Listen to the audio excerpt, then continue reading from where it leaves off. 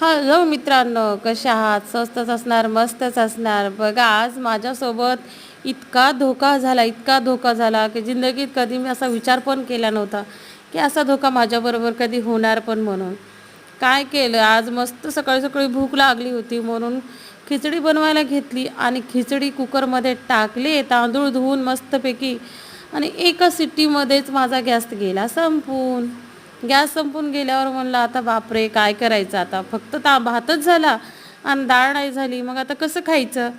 मग विचार केला मस्त चटाकेदार बनवून खायचं काहीतरी म्हणून. मग मिरची घेतली, थोडी मिरची टाकली आणि थोडं तेल टाकलं, थोडं मीठ टाकलं आणि बघा ही खिचडी खायला घेतली.